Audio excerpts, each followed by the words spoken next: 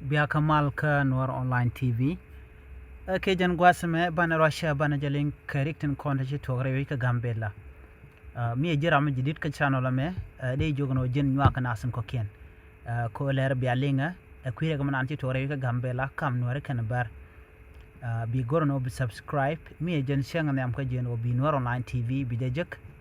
gor ben o jin bi comment ki bi de nywa ka ne ko ken.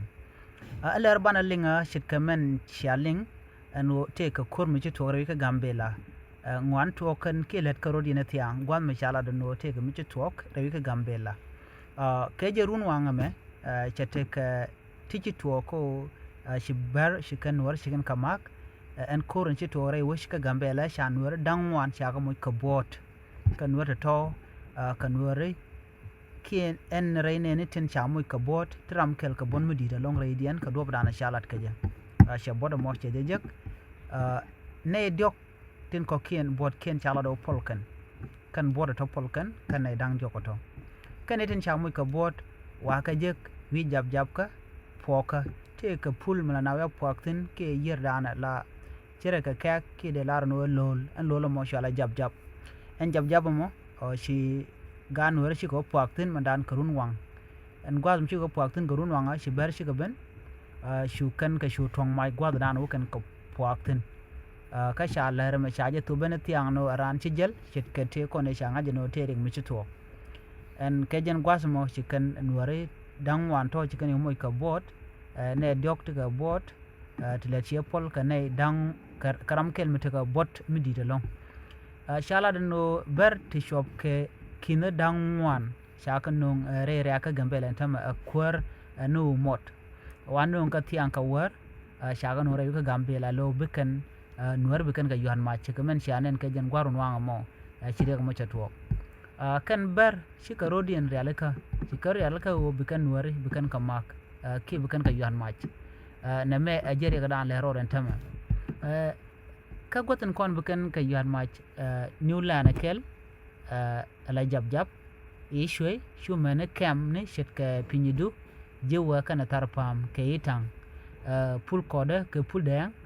chala do kan goza kona de kan ka mak shirgamen changa jeno shiga na muy ka bordit ka jab eneme milero me mishi bar shigari alaka gwano bikan ware bikan ka muy ka bord ke bikan ka nak plan mishi kan realaka ke char mi jelga kana won shigamen yenen wo chikan realaka no bikan war bikan ka nak eneme akel mi bejen tamare ka gambela ka dobran shola hat keje kwai ke jeno mi changnan buga na ma ka je ka gambel duno changa jeno te kari tungwano ngot bukano kam let kan ka kwan wele jogano yena wa widu na ta shunka shwara dong ko ka de diala ti no la kan ngwan la kan ka gai jin wi dor wi ja gai bi ka ma pen widu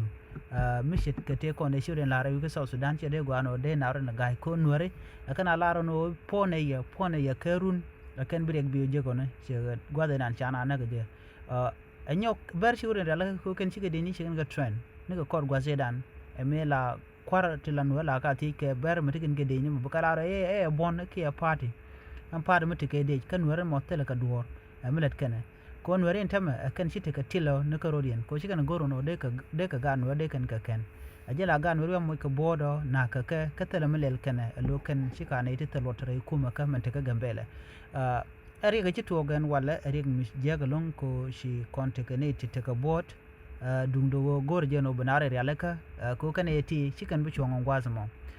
nuare gor jeno bi araj bi aje nyak kane ko ken ko gambele tere kan tama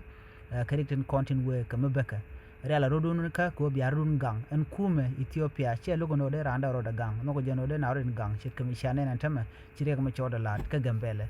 kan ide kon la kwar chikan logo no bigan wer bikan ga gang ka kujemo ngana nuare kan nuare diala ka gang rodian ka gor jeno bunwari bikaren kabala kel reading ni toktene ko kan ne kon na ka kine kon mo bot ka gan nuare na mo da jele da ni linga jen gwasme ka riga dan ci tore ka gambela ngo jane dan wan cha mu ka bot karam ke radian te ka bot mi dita long ka raja dana chalat ke jem kane to barka ka wi jab ka gambela gorno bi nyana ne ko ken ajen gwadran de lerande chongtin en biata kamal bye bye